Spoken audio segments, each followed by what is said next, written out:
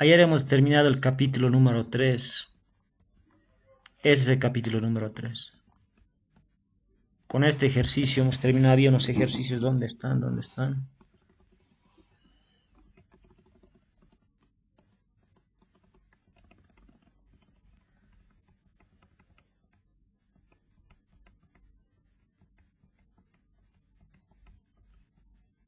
Con este ejercicio hemos terminado, ¿no? Este ejercicio que está ahí, el ejercicio ejemplo 3.1, acabo de subirlo en la plataforma. Dice clase 7, ahí está. Entonces yo lo tengo en eViews. A ver, voy a entrar a eViews. Voy a tratar de abrir ese archivo. Ya los he compartido. Clase 12. Ese archivo los he compartido. ¿Qué más? A ver, vamos a ir al capítulo 3. Vamos a ir al capítulo 4 ahora.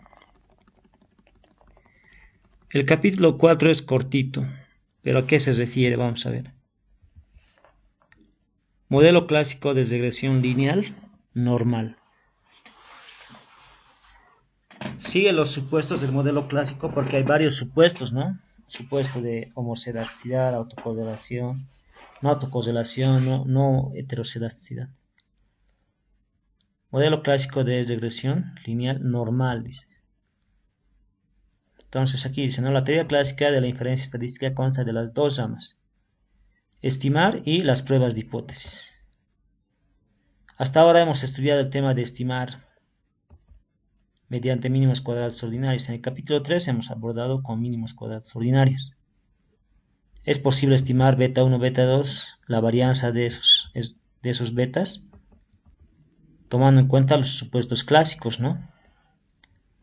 Tomando en cuenta los supuestos clásicos. Había 7 supuestos, creo. También demostramos que los estimadores de dichos parámetros, estos estimadores, satisfacen varias propiedades estadísticas.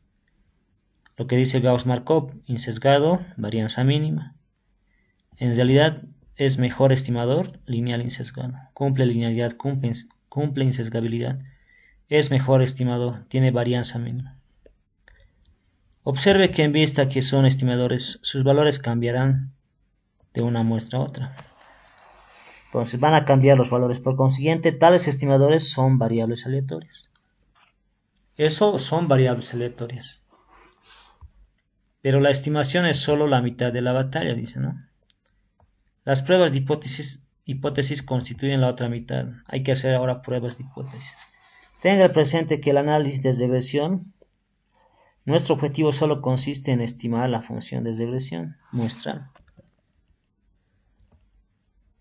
No solamente consiste en estimar la función de regresión muestral, sino también en utilizarla para obtener inferencia respecto a la poblacional. Se hace pruebas de hipótesis para inferir que los resultados de la muestra son los resultados para la población.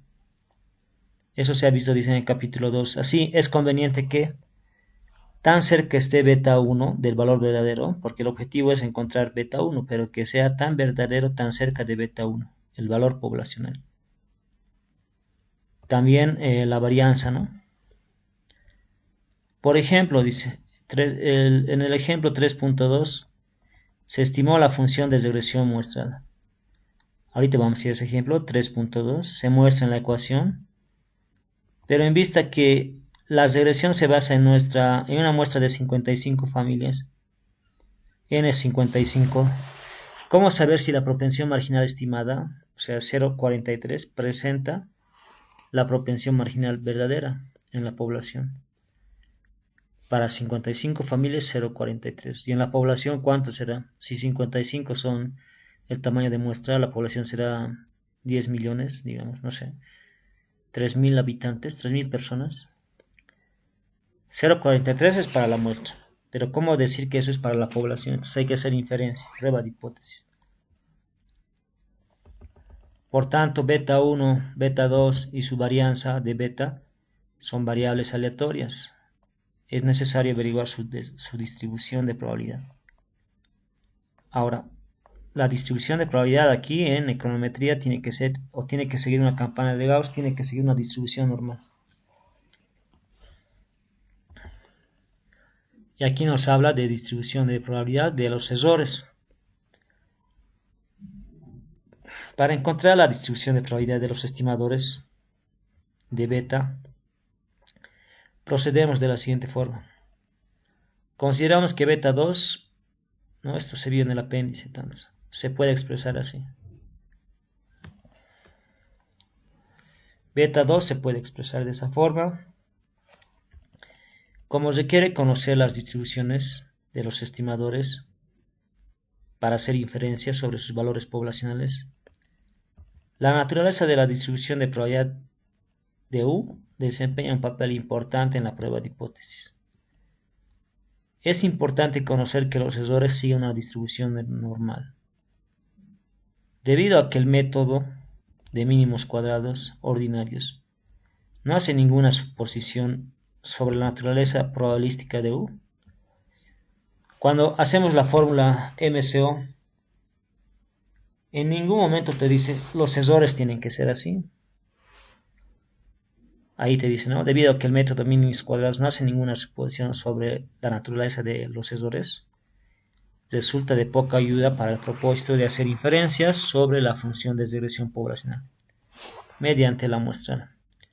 A pesar del teorema de Gauss-Markov, a pesar de que sabemos que son estimadores MELI, mejores estimadores lineales sin sesgados, este vacío puede llenarse si se supone que los errores siguen una determinada distribución. Por razones que mencionaremos luego, en este contexto de regresión se supone, por lo general, que los errores tienen una distribución normal. Eso es lo que vamos a manejar. Los errores tienen una distribución normal. Partimos de ahí. Si a los supuestos que habíamos visto antes eran 7 supuestos, analizamos que se vio en el capítulo 3, se añade este supuesto, normalidad de los errores, obtenemos lo que se conoce como modelo clásico de regresión lineal normal. Ese sería el modelo clásico de regresión lineal normal, porque sigue una distribución normal, la variable aleatoria U. Si U sigue una distribución normal, la variable Y también sigue una distribución normal. Dentro de los supuestos del capítulo 3, entonces, añadimos este supuesto de normalidad. Se llama supuesto de normalidad de los errores, de U. ¿Qué quiere decir eso? Que el promedio de los errores es 0, que la varianza es sigma cuadrado. Así se expresa, sin subíndice. Eso quiere decir que es homocedástico. Se puede escribir así, o si quieres así. Esa es notación que te permite demostrar, digamos, cosas o cuestiones matemáticas o estadísticas. Y la covarianza de los errores es 0. No hay correlación entre los errores. Todo ese supuesto, la ecuación 421, 422 y 423, se expresan y se resumen en aquí. U sigue una distribución normal. U, este símbolo significa sigue una distribución normal, con media 0 y varianza constante. Con media 0 y varianza constante. Aquí te dice qué significa cada una de esas cosas, ¿no? Cuando escribimos la 4.24 decimos ese es el supuesto de normalidad. Si escribes las 3 ecuaciones también es el supuesto de normalidad. En palabras, que los errores siguen una distribución normal. Ahora, como se señala en el apéndice, bueno, hay un apéndice, para dos variables normalmente distribuidas, una covarianza o correlación 0 significa independencia. Los errores son independientes, no están correlacionados. Puedes correlacionar variables, pero errores no deberían estar en este tipo de modelos. En otro tipo de modelos podría ser, pero en el modelo clásico de regresión normal no. Por lo tanto, este supuesto que estamos viendo, la normalidad, significa que los errores solo están correlacionados, no solo están no correlacionados, sino que también son independientes. Se distribuyen de forma independiente. Eso veíamos en la gráfica de la heterocedasticidad, ¿no? Veíamos curvas para cada valor de X. Cada curva es independiente. pero similar, ¿no? Entonces podemos expresar así. Los sensores se distribuyen normal, están distribuidos normal independientemente, ¿no? N es normal, E independientemente distribuido es esto, y D normal independientemente distribuido. Puedes expresar también así, cualquiera de las dos. Pero ¿por qué debe formularse este supuesto? ¿Por qué se emplea el supuesto de normalidad? Aquí hay algunas razones. Como se ha señalado en la sección 2.5, los sensores representan la influencia combinada sobre la variable dependiente de un gran número de variables independientes que no se introdujeron. Cuando decimos que el consumo depende del precio, te van a comprar más si tú bajas el precio. No necesariamente, porque el consumo no depende solamente del precio, ¿no? Depende de muchas más variables. Podrías tomar en cuenta otras variables más. Entonces, ¿dónde están esas otras más variables? Están en el error. Por eso es importante formularse en el modelo una variable aleatoria.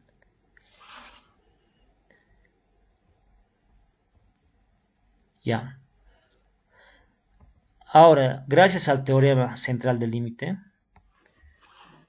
en estadística, puede ver los detalles en el apéndice, ¿no? Se puede demostrar que si existe un gran número de variables aleatorias que sean independientes, con idéntica distribución, entonces con pocas excepciones la distribución de su suma tiende a ser normal. Lo que quiere decir, a medida que se incrementa al infinito el número tales de variables, el teorema del límite central es el que proporciona una justificación teórica para el supuesto de normalidad. Aquí vamos a ver qué es lo que nos dice, ¿no? Hay una nota. Bueno, creo que no. El teorema central del límite nos dice que si el tamaño de muestra aumenta, los resultados se aproximan a la poblacional, a los parámetros poblacionales.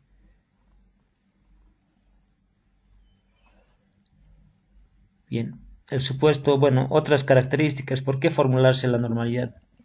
Una variante del teorema central del límite establece que aunque el número de variables no sea grande, o si estas variables no son estrictamente independientes, su suma puede estar aún normalmente distribuida. Otro, con el supuesto de normalidad se derivan con facilidad las distribuciones de los estimadores. U sigue una distribución normal. Beta 1, beta 2 te está diciendo con esto que siguen una distribución normal. Detalles se puede ver ahí en el apéndice. Una propiedad de la distribución normal es que cualquier función lineal de variables normalmente distribuidas estará también normalmente distribuida. Y E depende del error, ¿no? En el modelo econométrico, Y depende del error. Y está en función del error. U sigue una distribución normal. Entonces Y también sigue una distribución normal. El estimado y estimado, tenemos los betas también, siguen una distribución normal. Ahí es lo que me está diciendo eso, ¿no? Cualquier función lineal de las variables normalmente distribuidas de U está normalmente distribuida, entonces esas variables también lo estarán. Como ya vimos, dice, ¿no? En lo anterior de los estimadores mínimos cuadrados son lineales, son funciones lineales de U.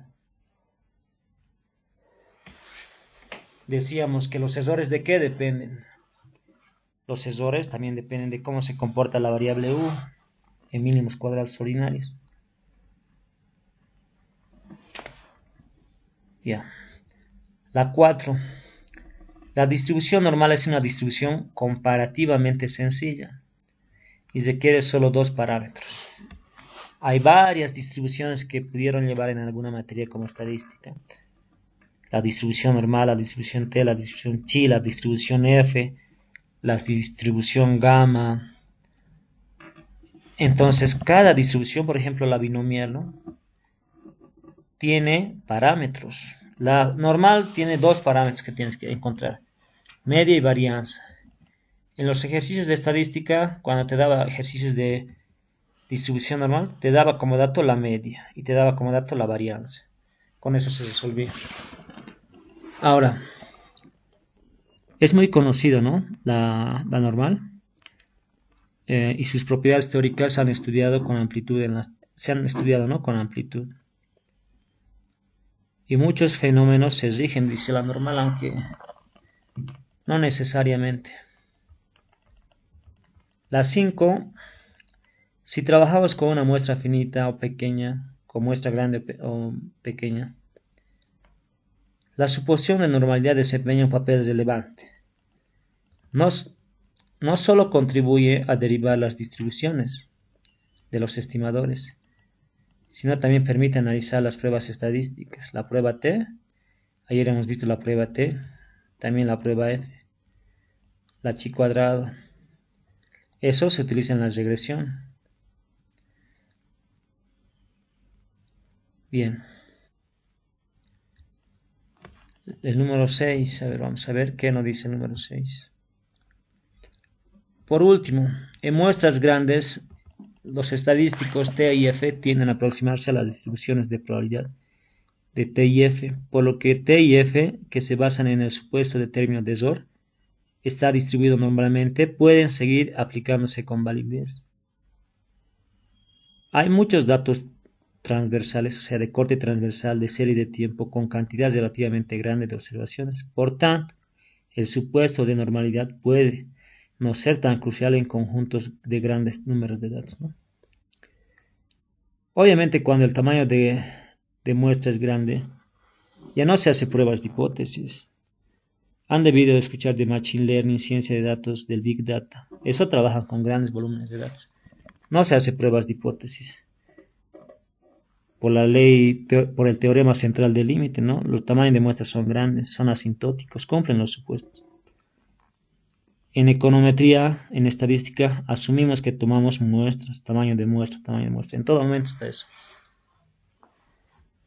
Advertencia, como se está imponiendo sus puestos de normalidad, es menester encontrar aplicaciones prácticas que requieran tamaños pequeños de muestra, en las que el supuesto de normalidad resulte apropiado. Más adelante se realizarán algunas pruebas para hacerlo. Esto se hace general para muestras pequeñas, ¿no? Pero en grandes volúmenes de datos no. Bien.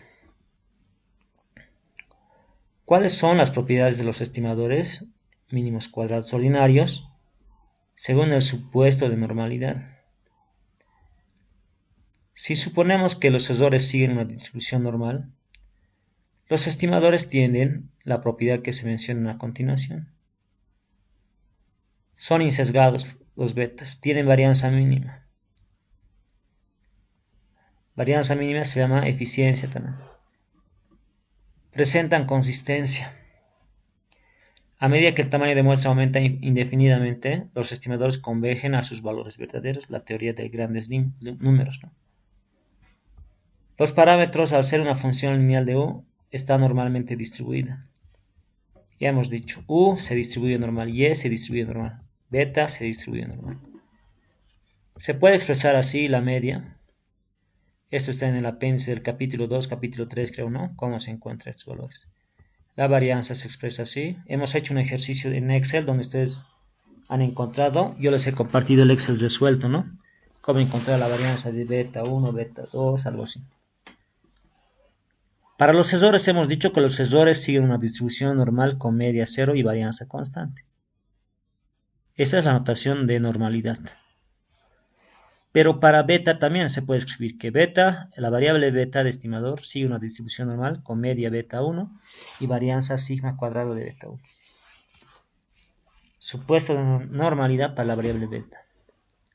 Entonces, de acuerdo con las propiedades de la distribución normal, la variable z está definida como esta. Z se puede distribuir de esa manera.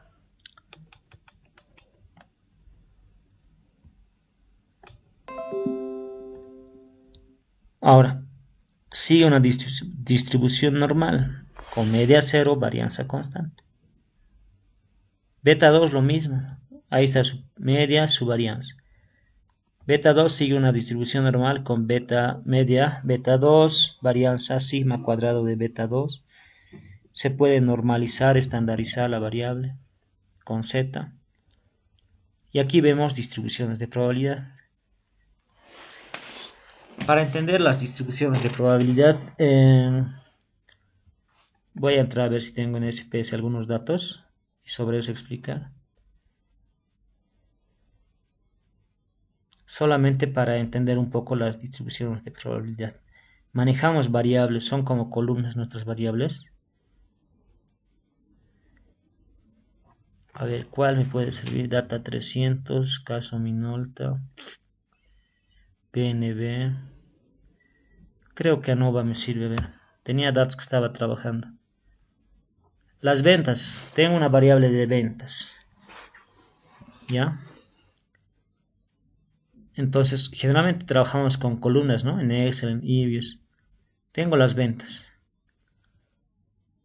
Puedo hacer analizar estadísticos o frecuencias. Aquí aparece tabla de frecuencias, ¿no? Voy a elegir las ventas. En regresión las variables tienen que ser escala, como la de Excel, de color amarillo, numéricas. Gráficos, quiero histograma. Quiero su curva normal del histograma. Continuar y aceptar. Entonces ahí están las frecuencias. Aquí están las frecuencias gráficas, ¿no? Lo que estamos analizando es la distribución. En este caso son las ventas. ¿Se aproxima a una distribución normal o no se aproximan? Parece que no. Tendría que ser parecido a la curva en línea negra. Los datos que estábamos manejando en econometría tienen que cumplir ese supuesto. La variable y el error tienen que cumplir ese supuesto. Directamente entonces lo grafica y la curva. Hemos hablado de los errores. A ver, si hablamos de los betas, lo mismo. En el eje X ves los valores de beta. En el eje X veo los valores de las ventas. Y en el eje vertical la frecuencia o la densidad. Frecuencia de probabilidad o densidad de probabilidad. ¿Dónde está la moda? ¿Dónde es el valor que más se repite? En el medio, ¿no? Eso quiere decir densidad. Y en las colas los valores que menos se repiten. Mayor densidad en el medio. Lo que te está diciendo aquí, en el primer caso, por ejemplo, para beta 1, si aplicas el valor esperado de beta 1, te va a salir beta 1. Para beta 2, lo mismo. Esa es la propiedad de insesgamiento. Tiene que cumplir ese supuesto. Puedes estandarizar, ¿no? Esa variable beta 1 puedes estandarizar. Así se estandariza. Puedes estandarizar. Lo mismo para la variable beta 2, ¿no?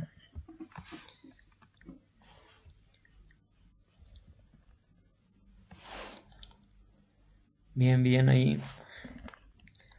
Para resumir, dice, a ver. Lo importante es que el supuesto de normalidad permita derivar las distribuciones de probabilidad o muestrales beta 1, beta 2. Y también la de sigma cuadrado.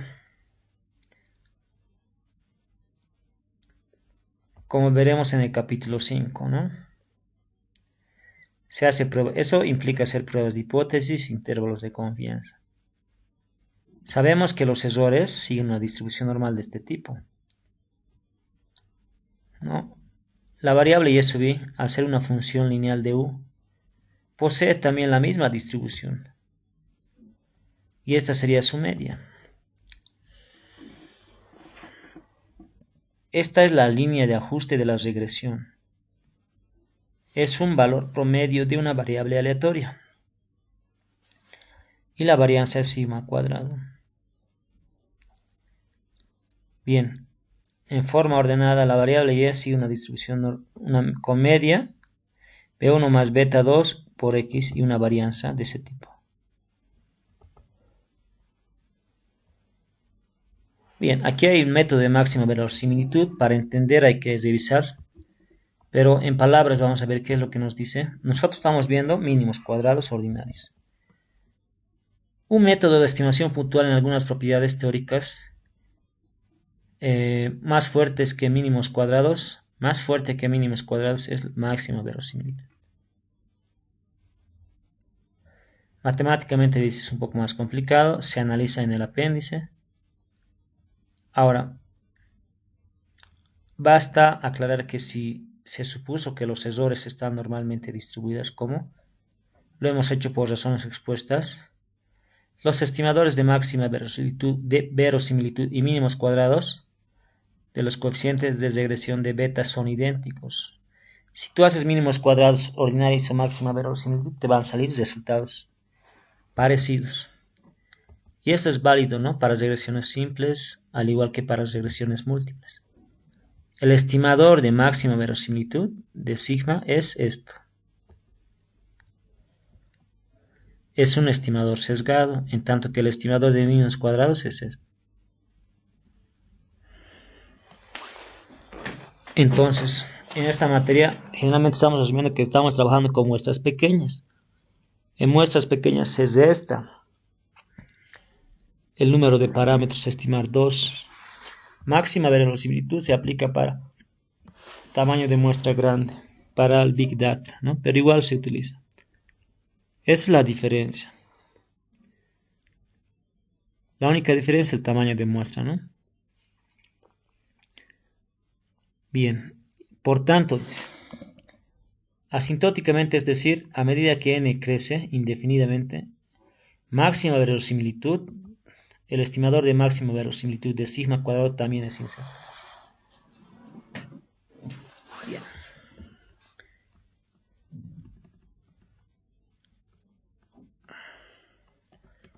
Este caso lo voy a hacer con el modelo ya. Voy a ir a Libius. En el capítulo 3 hemos visto 7 supuestos. Añadimos ese supuesto el capítulo 4, supuesto de normalidad. El modelo que hemos realizado, aquí está el modelo. Eran 2 modelos, ¿no? Voy a elegir este modelo. Este modelo estaba corregido. Quiero ver el supuesto de normalidad. View, residual. Aquí hay que ver. Ahí está el supuesto de normalidad. En el modelo econométrico hay que poner view, residual, histograma, normalidad test. Ese es el supuesto de normalidad. Hay varios métodos. Este es un método. Lo voy a guardar con freeze. Name. ¿Cómo se interpreta? Tiene una probabilidad. Tiene un valor de probabilidad.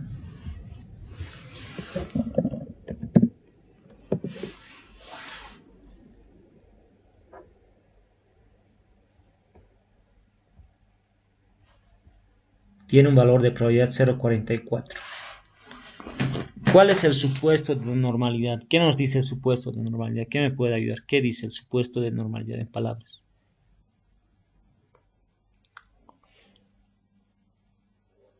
Aquí hemos encontrado un método para que nos ayude, ¿no?, con la prueba de hipótesis. Es lo que acabamos de avanzar ahora en el capítulo 4. ¿Cuál sería el supuesto de normalidad? ¿Qué dicen? ¿Qué dicen? ¿Qué dicen?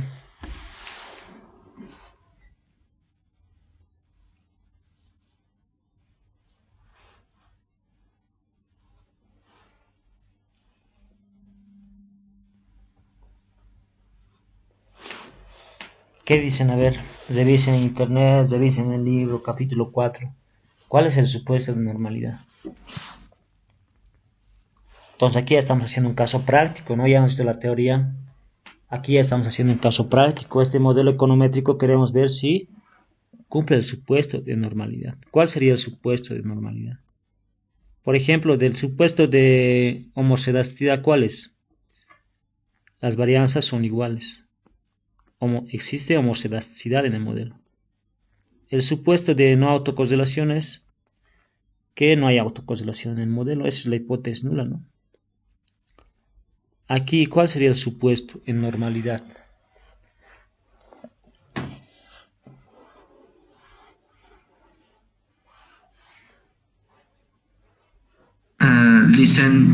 Dice que, según el supuesto, que el supuesto consiste en que todas las muestras, tanto variables independientes como dependientes, tienen que estar distribuidas normalmente. O sea, Ya, cerca, cerca.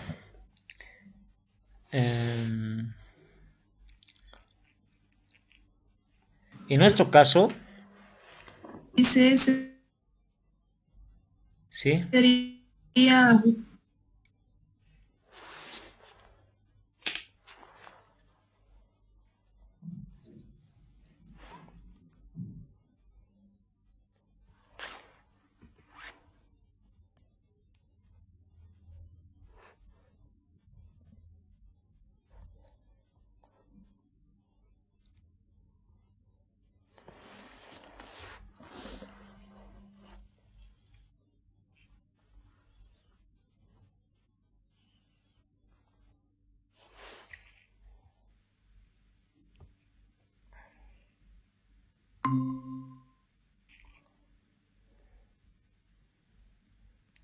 Ya, alguien estaba participando adelante.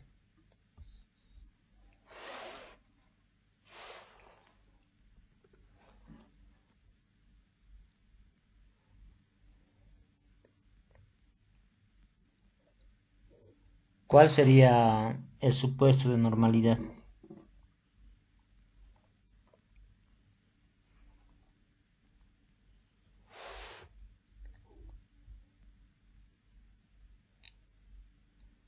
¿Cuál sería el supuesto de normalidad? A ver. yo le estaba diciendo, pero no sé si es correcto, licenciado, que en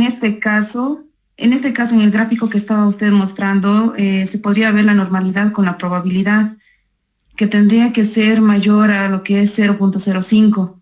Y en este caso es 0,44. En este caso sí existiría lo que es normalidad. Ya, está bien lo que has, ¿O todo lo que estoy me has dicho está muy equivocada? bien. Ahora, ¿cuál es el supuesto de normalidad? ¿Cuál sería el supuesto de normalidad? Lo tienes la pregunta, la respuesta en tu, ahorita ahí, pero discernirlo. Lo que me dijiste está muy bien, pero a la respuesta a la pregunta, digamos, ¿cuál sería el supuesto de normalidad?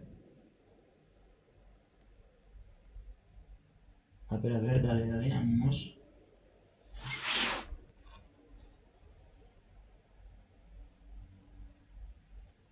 La media muestral La media muestral, ¿qué hace? Vamos la a... media y la varianza son normales. para hacer la distribución y así poder hacer una curva de campana perfecta en el Ya, histograma. la última participación como que quiere, pero hay que conectar las palabras nada más, ¿no? Eh, Supuesto de normalidad. Esas tres ecuaciones que me estaban por mencionar, está aquí. Los errores del modelo econométrico siguen una distribución normal. Tiene promedio cero y varianza constante. Ese es el supuesto de normalidad. Los errores del modelo siguen una distribución normal. Cuando yo digo una distribución normal, se supone que la media es cero y varianza constante, pero es bueno decirlo, ¿no? En palabras podemos decir, los errores del modelo siguen una distribución normal, así con palabras. O también puedes escribir, esto sería la hipótesis nula. Esa sería la hipótesis nula. Entonces, la interpretación que su compañera hizo, si esa es la hipótesis nula, la probabilidad sale 0,44. La probabilidad no es menor que el 5%. No rechazo la hipótesis nula. No estoy rechazando la hipótesis nula de normalidad. Por lo tanto, en el modelo econométrico existe normalidad. Los errores se distribuyen como una distribución normal con media cero y varianza constante. Esa sería la interpretación. Ahora, en uno de los videos que yo les compartí Ayer les mostré los supuestos, decía, ¿no? Ahí también está. Pueden revisarlo, ¿no? Pueden revisarlo. Consultas sobre este supuesto de normalidad, entonces, a ver. Lo que su compañero decía es que la variable y, la variable x y la variable, todas las variables tienen que seguir una distribución normal. En realidad la restricción solamente es para ¿quién? Solamente es para u, también para y, pero no para x. No estamos analizando x. En el caso de su compañero dijo, las variables dependientes e independientes tienen que seguir una distribución normal. En regresión no. La variable y sí, la variable u sí, pero en ningún momento hemos hablado de x. Las betas también siguen distribución normal.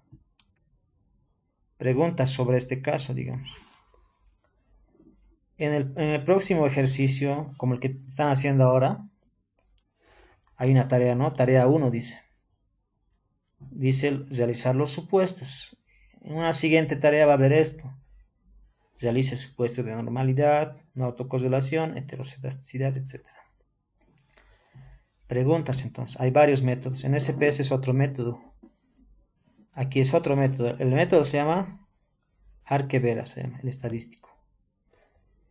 En Excel, en SPS se llama Kolmogorov-Smirnov, es otro autor. En otros programas, dependiendo, ¿no? Otro autor. Consultas sobre esta parte, entonces voy a cerrar. Ahí sería mi modelo econométrico. Si no hay consultas, a ver, consultas si tienen.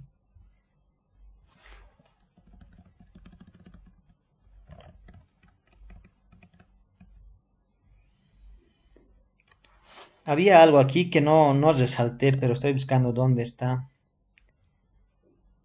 Los errores tienen que seguir una distribución normal, pero ¿qué tal si no siguen? No cumple el supuesto de normalidad.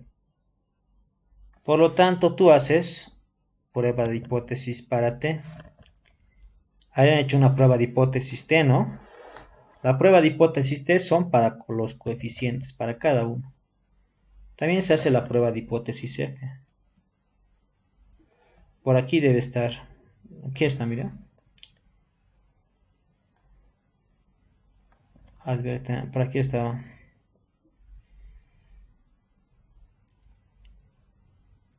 Si no cumple el supuesto de normalidad, la prueba de hipótesis T que hicieron ayer, la F que vamos a aprender luego, no tendrían validez.